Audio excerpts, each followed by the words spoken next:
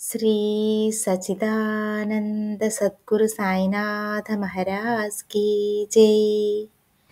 ఓం శ్రీ సాయినాథాయ నమః. శ్రీ సాయి సచ్చరిత్రము 20వ అధ్యాయము. కాకా నౌకరీ పిల్ల ద్వారా దాసగను సమస్య పరిష్కరించుట.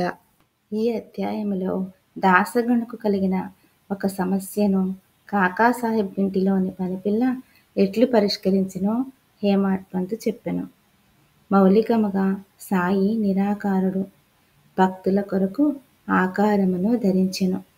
ఈ మహాజగన్నాటకమునందు మాయయను నటి సాయముతో వారు నటుని పాత్ర ధరించిరి. సాయిని స్మరించి ధ్యానింతుము గాక. షిరిడీకి పోయి అచటి మధ్యాహ్న హారతి పిమ్మట జరుగు కార్యక్రమమును జాగ్రత్తగా గమనింతము.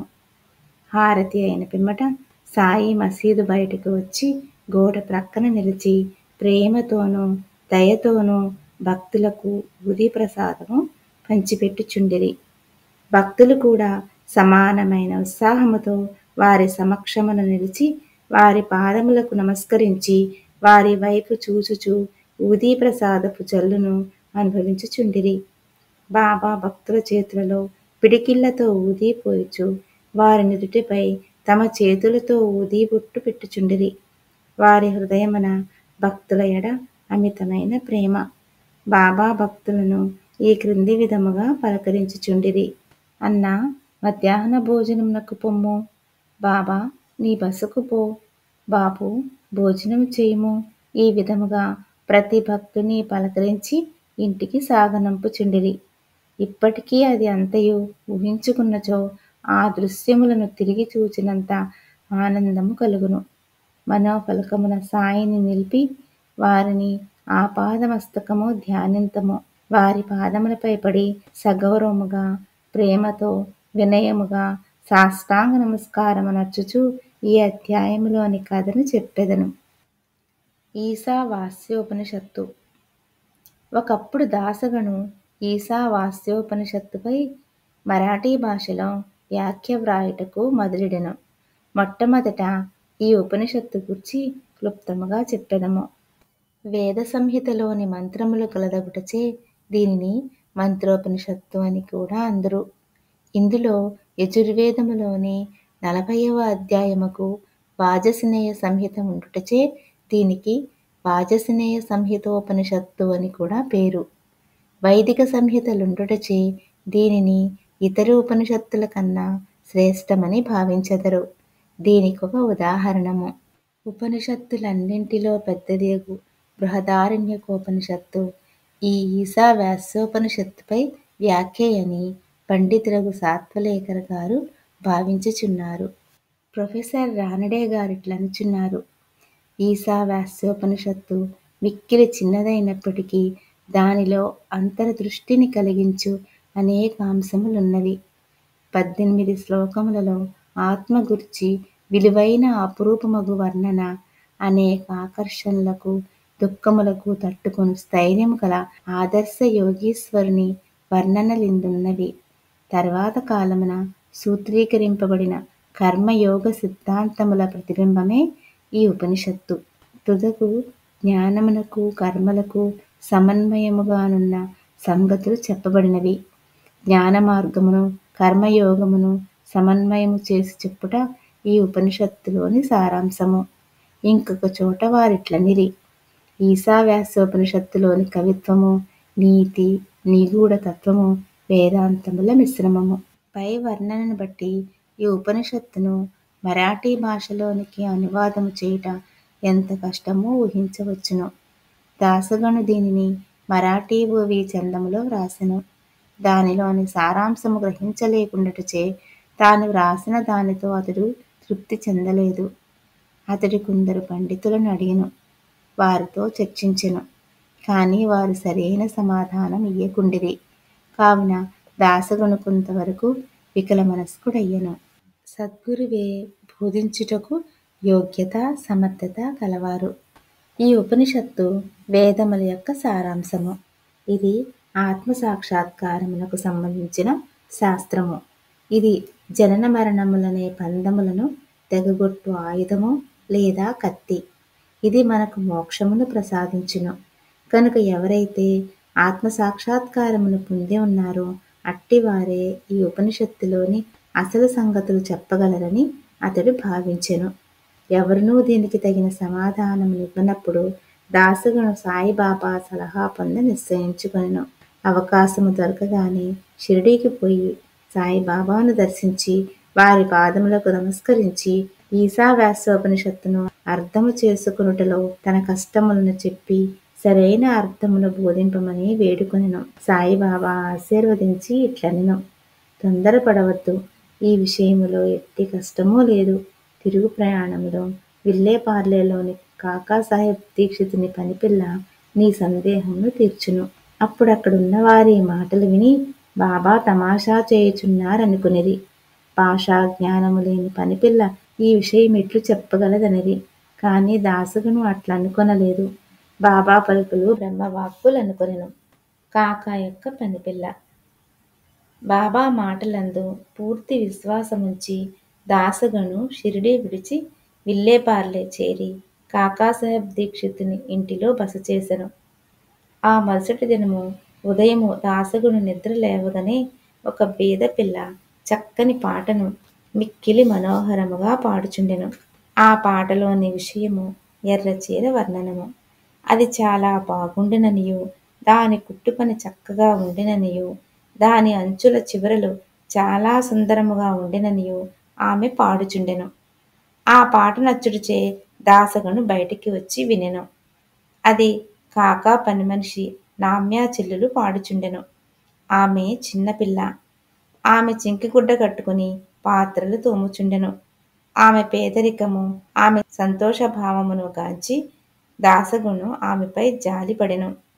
ఆ మరుసటి దినము రావ్ బహదూర్ ఎంపీ ప్రధాన్ తనకు దోవతుల చాపులివ్వగా ఆ పేదపిల్లకు చిన్న చీర నిమ్మని చెప్పెను.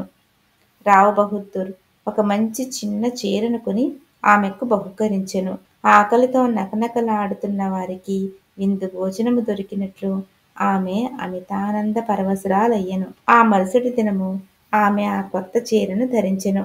అమితోత్సాహముతో తక్కిన పిల్లలతో కలిసి గిర్రున తిరుగుచూ నాట్యము చేసెను. అందరికంటే తానే బాగుగా ఆడి పాడెను. మరుసటి దినము చీరను పెట్టెలో దాచుకుని మామూలు చింకి బట్ట కట్టుకుని పనిచేయుటకు వచ్చెను. కాని ఆమె ఆనందమునకు లోటు లేకుండెను. ఇదంతయు చూచి దాసగను జాలిభావము మెచ్చుకోలుగా మారెను. పిల్ల నిరుపేద కాబట్టి చింకుగుడ్డలు కట్టుకొనెను. ఇప్పుడు ఆమెకు కొత్త చీర కలదు. కాని దానిని పెట్టెలో దాచుకునెను. అయినప్పటికీ విచారమనున్నది కాని నిరాశ అనున్నది కాని లేక ఆడుచూ పాడుచుండెను. కాబట్టి కష్టసుఖములను భావములు మన మనోవైఖరిపై ఆధారపడి ఉండునని అతడు గ్రహించెను. ఈ విషయమును గూర్చి దీర్ఘాలోచన చేసెను. భగవంతుడిచ్చిన దానితో మనము సంతసించవలను. భగవంతుడు మనలను అన్ని దిశల నుండి కాపాడి మనకు కావలసినది ఇచ్చుచుండును. కాన భగవంతుడు ప్రసాదించినదంతయు మన మేలు కొరకే అని గ్రహించెను. ఈ ప్రత్యేక విషయములో ఆ పిల్ల యొక్క పేదరికము, ఆమె చిరిగిన చీర, కొత్త చీర, దానినిచ్చిన దాత, దానిని పుచ్చుకొనిన గ్రహీత, దానభావము ఇవి అన్నియు భగవంతుని అంశములే. భగవంతుడు అన్ని దిశలయందు వ్యాపించి ఉన్నాడు. ఇచట దాసగను ఉపనిషత్తులోని నీతిని అనగా ఉన్నదానితో సంతుష్టి చెందుట. ఏది మనకు సంభవించుచున్నదో అది అంతయు భగవంతుని ఆజ్ఞచే జరుగుచున్నదనియు, తుదకది మన మేలు కొరకే అనియు గ్రహించెను. విశిష్టమైన బోధన విధానము. పై కథను బట్టి బాబా మార్గము మిక్కిలి విశిష్టమైనదనియు అపూర్వమైనదనియు పాఠకులు గ్రహించియే ఉందురు. బాబా షిరిడీని విడువనప్పటికీ కొందరిని మచ్చింద్రగఢ్కు, కొందరిని కొల్హాపూర్కు గాని షోలాపూర్కు గాని సాధన నిమిత్తము పంపుచుండెను. కొందరికి సాధారణ రూపములోను, కొందరికి స్వప్నావస్థలోను అది రాత్రి కాని పగలు కాని కనిపించి కోరికలు నెరవేర్చుచుండెను. భక్తులకు బాబా బోధించు మార్గములు వర్ణింపనలవి కాదు. ఈ ప్రస్తుత విషయములో దాసగనును విల్లేపార్లే పంపి పనిపిల్ల ద్వారా అతని సమస్యను పరిష్కరించెను. కానీ విల్లేపార్లే పంపకుండా షిరిడీలోనే బాబా బోధించరాదా అని కొందరు అనవచ్చును. కానీ బాబా అవలంబించినదే సరి అయిన మార్గము. కానిచో పేద నౌకరీ పిల్ల, ఆమె చీర కూడా భగవంతుని సంకల్ప రూపములే అని దాసగను ఎట్లు నేర్చుకుని ఉండును? ఈశావాస్యోపనిషత్తులోని నీతి. ఈశావాస్యోపనిషత్తులో ఉన్న ముఖ్య విషయము అది బోధించు నీతి మార్గమే. ఈ ఉపనిషత్తులోనున్న నీతి దానిలో చెప్పబడిన ఆధ్యాత్మిక విషయములపై ఆధారపడి ఉన్నది. ఉపనిషత్తు ప్రారంభ వాక్యములే భగవంతుడు సర్వాంతర్యామి అని చెప్పుచున్నవి. దీనిని బట్టి మనము గ్రహించవలసినదేమన, మానవుడు భగవంతుడిచ్చిన దానితో సంతుష్టి చెందవలెను. ఏలయన భగవంతుడు అన్నింటి యందు గలడు. కావున భగవంతుడు ఏది ఇచ్చునో అది ఎల్లా మన మేలు కొరకే అని గ్రహించవలెను. దీనిని బట్టి ఇతరుల సొత్తుకై ఆశించరాదనియు, ఉన్న దానితో సంతుష్టి చెందవలననియు, భగవంతుడు మన మేలు కొరకే దానినిచ్చి ఉన్నాడనియు, కావున అది మనకు మేలు కలుగచేయునదనియు గ్రహించవలెను. దీనిలోని ఇంకొక నీతి ఏమన, మనుష్యుడెల్లప్పుడూ ఏదో తనకు విధింపబడిన కర్మను చేయుచునే ఉండవలెను. శాస్త్రములో చెప్పిన కర్మలు నెరవేర్చవలెను. భగవంతుని ఆజ్ఞానుసారము నెరవేర్చుట మేలు. ఈ ఉపనిషత్తు ప్రకారము కర్మ చేయకుండా ఉండుట ఆత్మనాశనమునకు కారణము. మానవుడు శాస్త్రములో విధింపబడిన కర్మలు నెరవేర్చుట వలన నైష్కర్మ్యాదర్శము పొందును. ఏ మానవుడు సమస్త జీవరాశిని ఆత్మలో చూచునో, ఆత్మ అన్నింటి యందు ఉండునట్లు చూచునో, వేయేల సమస్త జీవరాశియు సకల వస్తువులు ఆత్మగా భావించునో, అట్టి వాడెందుకు మోహమును పొందును? వాడెందులకు విచారించును?